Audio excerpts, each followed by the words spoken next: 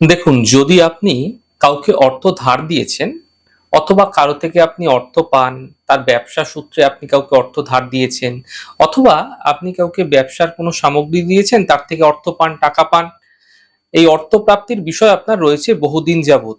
আপনি কোনোভাবেই চেয়ে চেয়ে তাদের থেকে অর্থ পাচ্ছেন না। এক না একাধিক ব্যক্তি হতে পারে। আপনার জুতোর শুকতলা ক্ষয় হয়ে যাচ্ছে। এমন ক্ষেত্রে আপনাদের একটি ছোট্ট উপায় বলছি, এটা করুন, সফলতা অবশ্যই আসবে। বিশ্বাস ভরসা ঈশ্বরের উপর রাখুন, অবশ্যই করে যান, ফায়দা মিলবে। কি করবেন?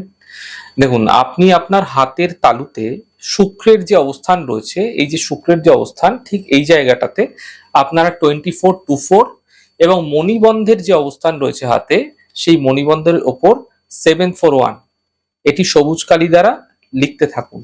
প্রতিদিন লিখুন, সকাল সন্ধে লিখতে থাকুন এবং এর উপর সামান্য দারচিনির গুঁড়ো লাগিয়ে আপনারা ক্রমাগত আপনার যে পাওনা অর্থগুলো রয়েছে, যাদের থেকে আপনি অর্থ পান, তাদের কথা চিন্তা করে আপনারা কিন্তু সেই জায়গাটাকে রাব করুন, একটু ডলুন।